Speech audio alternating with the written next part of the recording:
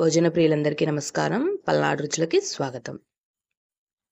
చపాతీలోకి, పరోటాలోకి ఎప్పుడు ఆలు కర్రీ, ఆలు కుర్మానే కాకుండా అప్పుడప్పుడు ఇలాగ సోయా కర్రీ ట్రై చేయండి. చాలా టేస్టీగా ఉంటది.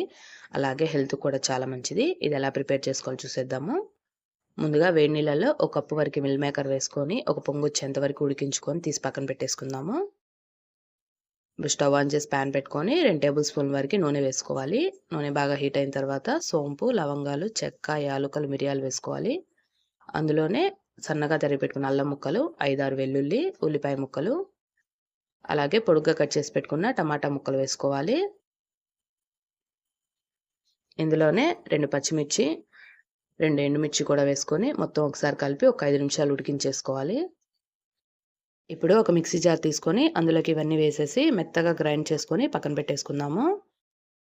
ఇప్పుడు ఒక కప్పు వరకు పెరుగు తీసుకొని అందులో కొంచెం పసుపు, అలాగే ఉప్పు, కొంచెం కారము, వేయించి పెట్టుకున్న ధనియాలు, జీలకర్ర పొడి కూడా వేసుకొని పెరుగులో ఎక్కడా ఉండలనేవి లేకుండా మొత్తం ఒకసారి కలిపేసుకోవాలి. ఇలా కలిపేసిన పెరుగుని పక్కన పెట్టేసుకుందాము.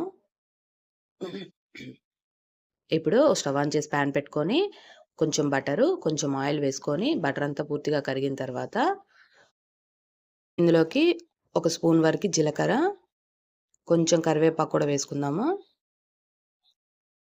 మనం గ్రైండ్ చేసి పెట్టుకున్న పేస్ట్‌ని కూడా వేసుకొని మొత్తం ఒకసారి కలిపేసుకొని స్టవ్ ఆఫ్ చేసుకోవాలి.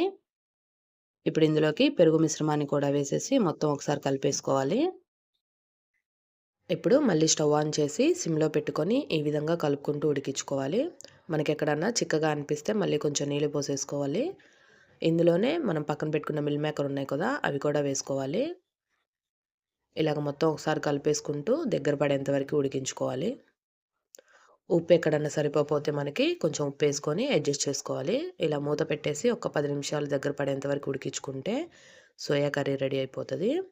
నూనె ఈ విధంగా పైకి తేలిన తర్వాత లాస్ట్‌లో కొంచెం కొత్తిమీర చల్లేసి దించుకోవడమే. సోయాలో మంచి ప్రోటీన్స్ ఉంటాయండి.